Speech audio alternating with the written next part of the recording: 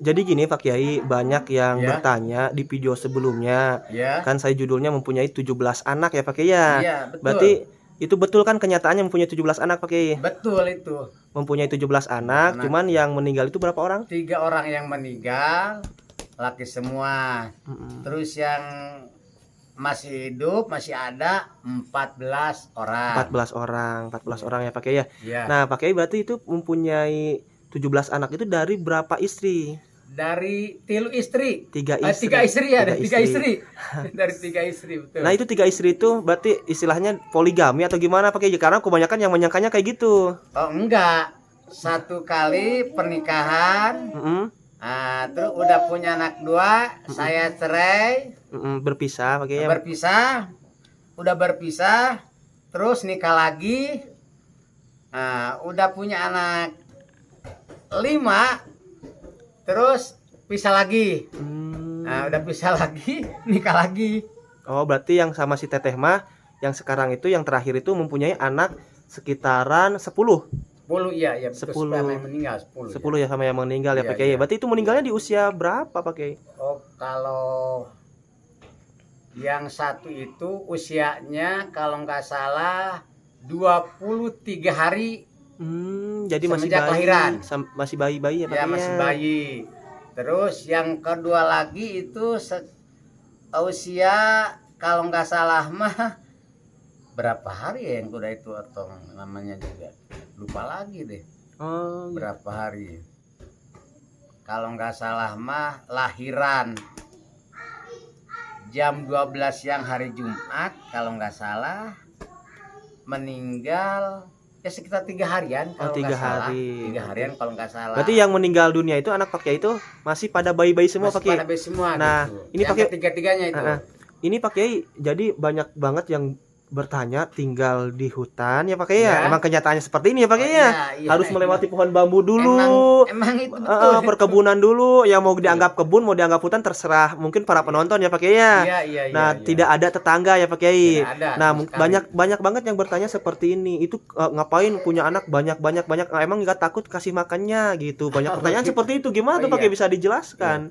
Oh, soal anak-anak saya ini walaupun saya banyak anak, itu kan berarti membawa milik rezeki masing-masing. Banyak anak banyak rezeki ya. Banyak anak banyak rezeki.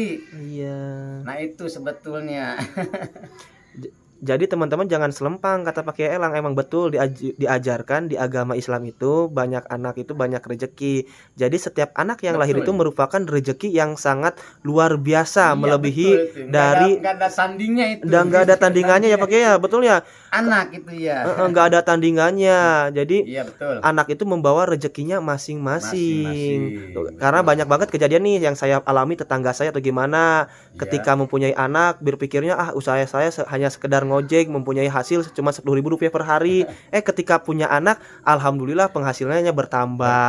Itu berarti rezeki anak. Justru yang saya alami juga kayak gitu Pak Kiai. Iya. Saya waktu belum punya anak, saya gajinya sekian, segini. Setelah mempunyai anak saya lahir baru 7 bulan ke belakang, 8 bulan ke belakang, alhamdulillah rezeki saya juga bertambah. Berarti itu benar kalau punya anak itu merupakan rezeki yang sangat luar biasa. Ya Pak Kiai.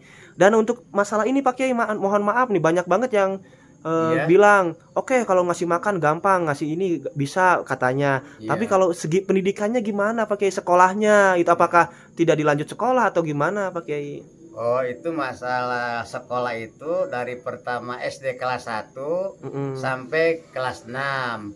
Nah, udah kelas 6 anak saya itu kan semua pada disuruh sekolah, mau SMP, mau MT, semua dia nggak dilanjutin sekolahnya, pada nggak mau. Bukannya saya sebagai orang tua nggak tanggung jawab atau bukannya nggak bisa mendidik anak, itu seolah mati-matian mendidik sang anak itu, cuma anaknya dia nggak mau sekolah. Mau bagaimana lagi seorang orang tua kalau memang anaknya nggak mau disekolahin? Nggak bisa dipaksa-paksa mungkin takut gimana nanti kalau saya paksain sekolah anak. Jadi udah begitu dia masuk pondok pesantren.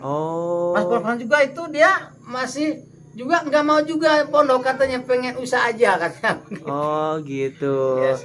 Harus bagaimana ini kalau kamu nggak mau sekolah, mau pondok, mau apa lagi kamu sebetulnya? mau ngapain? Saya bilang begitu. Bapaknya selagi bapak masih mampu dengan seala kadarnya atau semampunya buat nyolokin anak bapak atau ke pesantren, itu saya masih semangat gitu. Masih semangat, ya. Semangat gitu. Jadi silahkan teman-teman, kalau anak Pak Kiai Elang semuanya di bidang pendidikannya itu kebanyakan bidang pendidikan dunia pesantren ya Pak Kiai ya. Jadi mementingkan ilmu agama dulu daripada ilmu duniawi ya Pak Kiai. Nanti kalau misalkan ilmu agama sudah didapat, dunia juga bakal menghampiri ya, seperti itu Pak Kiai. Bahkan sengaja dicari. Sengaja dicari, yang punya ilmu agama mah banyak yang nyari ya Pak Kiai ya. Contohnya yang nyuruh ceramah lah, nyuruh baca Quran lah, qori ayat, terus yang nyuruh tahlilan atau apa ya, masih banyak lagi, masih banyak banget, karena ilmu agama itu paling sangat berharga kalau misalkan kita hidup di perkampungan ya Pak Kiai. Bahkan kalau di kota-kota besar yang mempunyai ilmu agama itu bayarannya gede, sampai pengen les privat bisa baca Al-Qur'an aja bayarannya itu besar banget. Jadi bagus banget nih Pak Kiai ini menomorsatukan ilmu agama daripada ilmu pendidikan di luar non agama, seperti pendidikan formal lah pada intinya ya Pak Kiai ya. Walaupun cuman hanya sebentar itu di pondok ya, alhamdulillah ada tapaknya gitu. Jadi ada tapaknya, semoga bermanfaat ya Pak Kiai ya, ilmunya ya Pak Kiai. Bahkan bermanfaat dan berbarokah. Nah ini Pak Kiai sedikit menyinggung karena kemarin kan kita tidak ngomong panjang lebar ya Pak Kiai. Kita hanya ngomong panjang lebarnya perihal kejadian misteri yang Pak Kiai alami, nguber-nguber kuntilanak itu Pak Kiai ya. Nah ini kan kemarin sedikit disinggung bahwa Pak Kiai itu suka membantu orang yang kesusahan, suka membantu orang yang sakit ya Pak Kiai ya. Nah itu pengertiannya membantu seperti apa sih Pak Kiai? Oh begitu. Pengobatannya secara seperti apa gitu? Oh begitu. Oh jadi begini, masalah membantu seseorang di caranya begini. Bapak senang, suka membantu seseorang memperbaiki nasib seseorang. Bukan merubah nasib, memperbaiki nasib seseorang. Apabila dia minta bantuan sama Bapak, insya Allah Bapak bantu semampunya dengan ilmiah Bapak sendiri, begitu diukur dengan kemampuan. Ilmu hikmah Bapak mungkin ya. Bapak sendiri begitu, ilmu Bapak sendiri gitu. Contohnya yang kesusahan seperti apa sih Pak Kiai yang pengen merubah nasibnya itu? Contohnya misalkan orang usaha yang lagi bangkrut pengen jalan lagi atau gitu, atau gimana? Ada macam-macam itu. Bagaimana orang aja macam-macam, masing-masing kemauan. Ada yang pengen jaga diri. Oh gitu. Ada yang pengen bela diri. Ini pengen selamat lahir batin di akhirat, barangkali begitu. Barangkali walaupun Bapak ngaku nggak bisa juga kan, dianya maksa, terpaksa Bapak melaksanakan keinginan dia. Karena kasihan banget gitu. Tapi semampunya Bapak sendiri, masalah Bapak bantu dia bukan berarti Bapak bisa. Cuma ini memaksa di kepada Allah membantu dia. Nah jadi membantu seseorang, memperbaiki nasib seseorang, terus mengobati seseorang dengan cara obat tradisional. Tradisional kayak gimana maksudnya? Seperti makanan itu kan, misalkan air minum, terus makan yang lain-lainnya yang halal semua, itu yang diizinkan Allah SWT, dengan supaya bisa dia makan. Tapi ada doanya, jampai-jampainya itu pakai? Ya memang ada. Tapi itu mah rahasia pakainya. Itu rahasia pribadi, itu bukan. Ya bukan untuk apa-apa. Dipamer, bukan untuk dibacakan dengan begitu saja. Itu kan, itu mah inisiatif saya sendiri. Jadi kalau itu mah jadi mungkin hanya Pak Kiai saja yang tahu. Kalau misalkan kalian yang ingin membutuhkan pertolongan, silahkan nanti bisa menghubungi nomor telepon Pak Kiai Elang, saya taruh di deskripsi atau di layar video ini. Berarti Pak Kiai seperti orang yang misalkan bangkrut usaha nih, pengen usahanya maju lagi, pengen usahanya jalan lagi, bisa Pak Kiai? Insya Allah kalau dia maksa minta bantuan, saya insya Allah bukan berarti bisa membantu, suka membantu seseorang. Ya, atas izin Allah ya Pak Kiai. Dengan izin Allah SWT.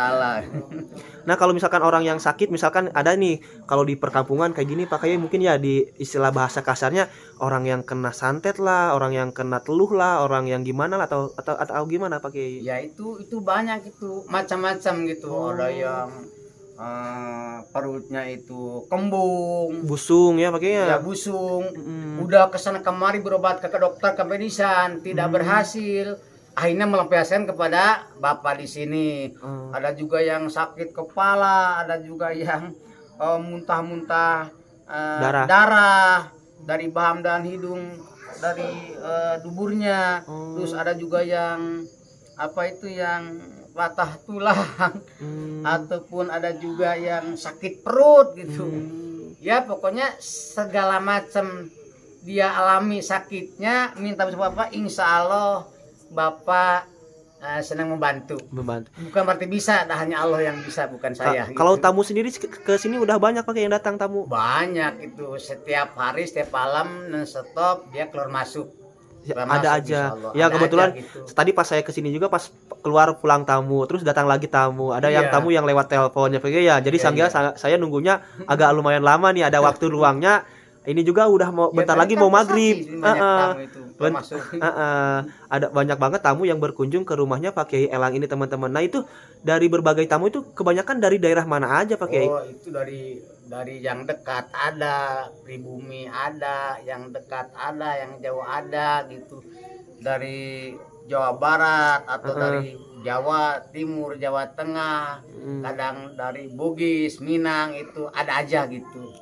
Bahkan dulu kan orang Malaysia juga di Singapura ada itu buktinya di foto ada di rumah. Ada yang datang ke sini bertamu minta bantuan Pak Kiai ya. Singapura ada dari itu ada juga insya Allah gitu. Oh gitu Pak Kiai. Iya. Nah ini sedikit menyinggung nih Pak Kiai, pembicaraan kita dulu tapi tidak direkod sama kamera ya Pak Kiai ya. Tidak diambil gambar kamera, hanya ngobrol santai ya Pak Kiai. Iya. Katanya Pak Kiai juga pernah mengislamkan orang ya Pak Kiai ya. Oh iya pernah dulu tuh. Itu gimana Pak Kiai? Apalagi tahun berapa ya itu Islam, orang Pontianak itu. Gimana tuh? Namanya itu Asun. Ceweknya itu Amelia, dipanggilnya Amel. Itu asli lakinya orang Pontianak.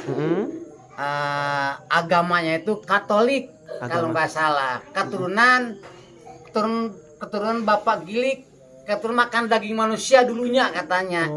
Dia masuk Katolik, udah buyut apa cucu kalau nggak salah dia itu. Kita langsung datang kemari, minta diislamkan, saya islamkan di sini. Walaupun saya nggak pakai saksi di desa, yakin diislamkan pakai saksi keluarga atau teman-teman dari sana juga gitu. Terus istrinya itu orang Hindu dari Bali. Nah jadi suami istri, yang satu istrinya Hindu, yang lakinya itu Katolik. Islamkan dulu. Diislamkan juga di sini Pak Kiai. Terus waktu itu malam takbir juga waktu tahun, lupa lagi masalah tahunnya itu. Tapi saya nggak cerita bohong. Dari Kapuk mana? Jakarta, Lener. Namanya itu Bang, nama juga lupa lagi ya. Dede itu yang satu itu Gunawan.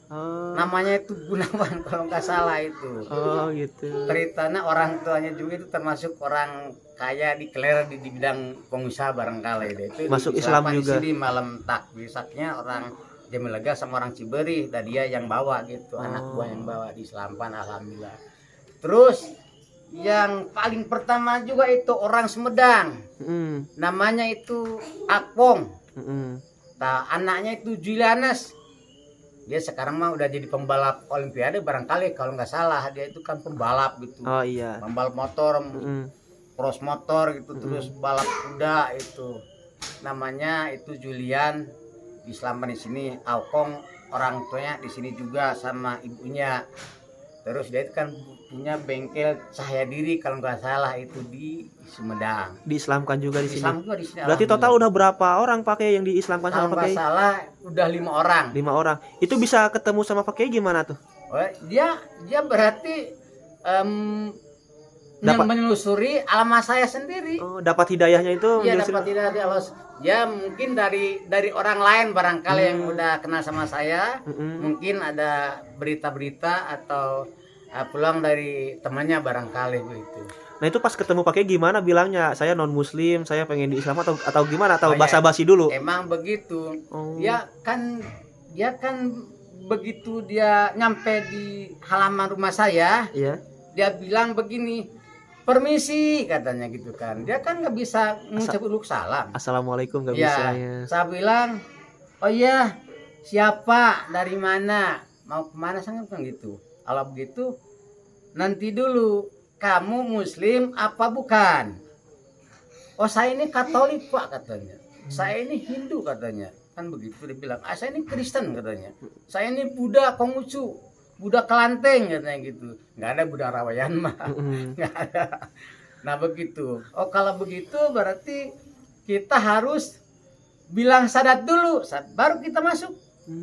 Nah, udah begitu emang dia maunya dari sana juga pengen masuk muslim barangkali. Itu barangkali ada isyaratnya, ilafatnya mimpi sama Pak Kiai atau gimana? Ya ada juga itu, ada. Oh, ada yang mimpi bertemu Pak Kiai, pas ketemu Iya. bener ini Pak Kiainya gitu. Ada juga begitu. Nah, udah begitu dia saya terima kasih katanya, Pak, saya pengen masuk muslim dari dulu juga.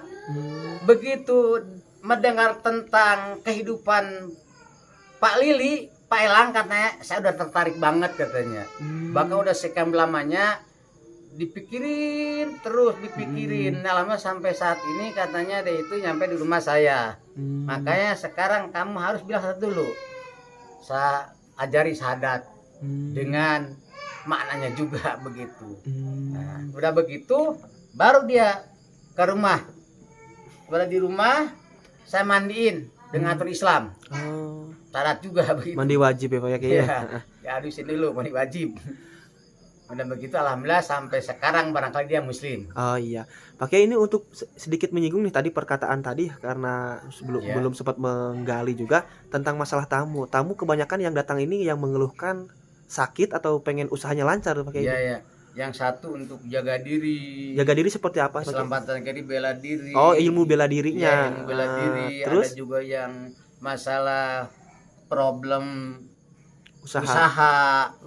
Dagang, kasab tani atau bisnis misalkan begitu. Ada juga yang sakit apa aja, bukan berarti sakit satu macam aja. Jadi segala macam penyakit insya Allah atas izin Allah ya Pak Kiai. Membantu dengan hikmat Ta'ala, mudah-mudahan sembuh semua ya. Amin Pak Kiai. Nah ini Pak Kiai ini sedikit menyinggung juga nih karena ini pertanyaan banyak banget di video sebelumnya. Iya. Katanya nih Pak Kiai, ini gimana cara bangun rumah seperti ini di tempat di tengah-tengah hutan kayak gini katanya tuh gimana begitu? Oh, itu saya berarti nyuruh orang. Nyuruh orang kaum buruh kerja gitu kan, nyuruh orang gitu. Ada yang mampunya dipikul, ada yang digendong, ada juga yang digotong. Saya belum pernah minta bantuan rakyat setempat. Asli saya kasih mahar. Jadi kasih upah ya Pak ya? Kasih upah itu. Okay. Bagaimana lumrahnya di sini, misalkan ada waktu zaman dulu kan cuman 12.500 per hari. Upah kerja tahun berapa? Emang bikin bangun rumah ini tahun berapa Pak? Ini tahun kalau nggak salah tahun 2000, lupa lagi, 99 ya kalau nggak salah tuh sebelum tahun 2000. Sebelum tahun 2000 berarti masih 99. Tahun 99 berarti ya. Rumah ini udah berdiri kurang lebih sekitar 23 tahun ya Pak Kiai ya? Iya. Nah ini alasan sendiri Pak Kiai karena saya dengar juga nih Pak Kiai dulunya hidup di perkampungan yang banyak bermasyarakat. Nah kenapa sekarang memilih di tempat seperti ini terpencil jauh dari tetangga, jauh kemana-mana nih Pak Kiai? Oh kan Bapak kan pengen hidup tentram, aman, selamat, adem, nggak ada masalah, apa-apa gitu. Ya pokoknya pengen hidup beristiqomah, tapi nggak bisa istiqomahnya. Gitu. Percayalah Pak Kiai. Pengen beristiqomah tapi nggak bisa istiqomahnya, nggak bisa, yakin nggak bisa. Sholat juga ini hanya ngikuti sama orang yang suka sholat. Percaya. Pakai ini suka merendah nih teman-teman. Nah, gini pakai ini, mohon maaf nih pakai ya. Ya. Kalau misalkan kan pakai juga banyak anaknya, ya Iya, pakai ya. Terus pas gimana pas tinggal di sini, jalannya juga jalan setapak ya pakai ya. Iya. Pas istri mau melahirkan itu gimana pakai itu, bawa ke rumah sakitnya atau bawa ke dokternya atau bawa ke bidannya? Alhamdulillah, itu saya kan minta bantuan Hmm, dengan rental mobil atau kesangkutnya dengan ojek. Ya, tapi ini jalan menuju ke jalannya pakai kan susah. Jalannya yaitu kalau kita punya baterai. Kalau nggak punya ya jalan itu jalan gelap gulita aja, jalan kaki. Gelap-gelapan. Iya, Pak. bapak sendiri. Kalau Wah. nggak ada yang mau disuruh, bapak sendiri langsung keluar dari Berangkat. rumah. Tapi alhamdulillah selamat semuanya oke ya. Selamat semua. Soalnya kan banyak yang bilang kalau misalkan bayi mah di tengah hutan kalau ada haun tuh ginilah gitu loh. Iya. Tapi alhamdulillah ya pakai ada Iya. mungkin ada pakai ada apa obat penawarnya Iya. mungkin ya pakai ya seperti itu. Sebetulnya bapak ini dari dulu sampai sekarang kalau mau jalan ke desa saya belum pernah bawa senter, belum pernah. Gelap-gelapan. Gelap-gelapan belum pernah. Apalagi sekarang jalan kan udah dibangun. Dulu cuma setapak jalan, rancak, licin, itu terus lebat banget dengan segala macam pohon-pohonan. Alhamdulillah saya selamat-selamat aja. Saya bisa jalan sampai ke desa, alhamdulillah selamat. Bahkan anak saya pun juga dilatih begitu. Kamu harus bisa belajar berjalan tanpa baterai, tanpa penerang. Belajar. Nanti kalau bisa belajar jalan di tempat yang gelap, insya Allah apalagi yang terang nanti. Nah, itu menjajal keberanian anak saya gitu. Yang kecil apalagi yang gede. Oh, yang kecil juga suka disuruh misalkan mau beli apa ke warung, jalan kaki gelap-gelapan. Tapi berani pakai ya? Iya. Hebat. Silakan sekarang kalau ada bata apa enggak yang silakan. Belum pernah. Nah, ini pakai kalau misalkan juga tadi pakai sempat menyinggung sebelum saya bikin konten ngobrol dulu nih. Saya suka uji nyali tamu. Jadi kalau benar-benar bertamu ke sini, benar-benar pengen ketemu dengan saya. Iya. Perjalanan juga udah diuji ya pakai jalan kayak seperti itu. Udah. Nah, suka malam juga malam-malam disuruh beliin rokok kalau memang betul. Emang begitu. Emang begitu. Terus seperti ini misalkan. Kalau ada seorang tamu mau 1 atau 3 orang, pokoknya asal tamu itu nginap di sini, mau 1 hari mana, mau 3 hari, mau 4 hari, 4 malam misalkan itu. Kalau saya ada keperluan, saya jajak kepada tamu. Tamu kalau memang kamu pengen nginap di sini, tolong harus berani. Berani apa? Kenapa? Berani berjalan kaki tanpa baterai. Nah begitu. Kalau nanti udah berani, silahkan jalan. Nah nanti jadi anak saya di sini, insya Allah saya bilang begitu. Oh gitu. Jadi sahabat. Nah ini emang tamunya kalau proses pengobatannya emang harus nginap di sini atau gimana pakai? Begini dulu nih. Tergantung penyakit atau gimana? Nanti saya ini alatnya begini. Menjalan tamu saya pengen rokok, tolong beliin rokok dulu ke desa. Tapi jangan pakai baterai, dan nggak punya baterainya. Jalan sendiri silakan. Gelap-gelapan. Mau bisa mau enggak itu terserah. Yang penting saya minta tolong beliin rokok. Pas saya punya rokok di rumah. Jadi cuman saya menjajal, akhirnya diumpet rokok saya. Saya suruh beli rokok. Tapi yakin itu beli rokok itu sebetulnya. Walaupun saya punya juga, itu kan menjajal seorang kemarin tamu kalau menghidup di hutan. Menguji dulu ya pakai diuji dulu. Jadi harus dengan selamat. Harus punya keberanian ya. Selamat. Mau bagaimana juga silakan aja. Yang penting jangan pakai baterai sampai pulang pergi. Saya bilang nah itu kalau misalkan yang menginap berarti penyakitnya parah atau gimana pakai? Ya yang itu bagaimana penyakitnya, ada yang parah, ada yang enggak, ada yang ringan, ada yang berat begitu. Jadi keinginan tamunya ada yang pengen nginap, ada yang langsung pulang. Ya macam-macam gitu. Gitu. Keadaan kebanyakan pengen nginap, tapi saya bilang jangan nginep di sini, saya takut kena fitnah gimana nanti dengan masyarakat Cigale ataupun dengan pemerintah, dengan kedokteran. Saya bilang begitu, tolong jangan kalau bisa, apalagi zaman sekarang kan corona, harus pakai masker, jarak jaga jarak, misalnya dipatuhi kesehatan dan keselamatan kita. Saya bilang begitu. Alhamdulillah deh gitu kan, menuruti pulang dia. Kadang datang jam 10, nanti pulang jam 4 sore. Nah ini maaf maaf nih Pak Kiai ini. Ya. Kalau misalkan Pak Kiai mengobati orang yang kena teluh atau kena sihir, Iya. biasanya itu kan ada jinnya ya Pak Kiai ya yang menantang iya. Pak Kiai itu pernah nggak mengganggu ke rumah atau gimana? Nggak ada, nggak ke rumah mah nggak ada gitu. Oh jadi kita berkelahi secara Iya. pakai baca wirid atau Oh gimana? iya gitu. Nah udah begitu saya wudhu dulu, udah wudhu sama masuk kamar, saya itu berarti menghadap Gusti Allah melintasi pangsujudan, memohon kepada Gusti Allah SWT biar itu dihilangkan penyakitnya, diangkat, hilangkan, disembuhkan. Nah itu seperti itu gitu. Oh, gitu. Jadi cukup dengan dikasih air minum aja. Jadi air minum. Kebanyakan para tamu tuh dikasih air minum yang sudah dibacakan ayat-ayat suci Al-Qur'an ya Pak Kiai, atau Insya Allah misalkan begitu. bacaan yang lainnya. Insya Allah Oke Pak begitu. Kiai, terima kasih karena ini udah gelap banget, udah gelap gulita. Saya juga takut nih pulangnya Oh, gelap-gelapan nih Pak Kiai ya. Iya, nggak apa-apa, Pak Kiai terima ya. kasih banyak atas waktunya. Semoga Pak Kiai dan keluarga selalu diberikan kesehatan oleh Allah Subhanahu wa taala ya Pak Kiai ya. Digampangkan milik rezekinya, diberkahkan hidupnya, digampangkan dalam segala urusannya. Amin ya Allah ya Rabbal alamin. Terima kasih Pak. Saya juga banyak terima kasih atas segala-galanya. Iya, Mohon maaf sama-sama. sangat saya hormati. Ini udah memang Alhamdulillah, oke sama-sama. begini adanya, hidupnya juga begini.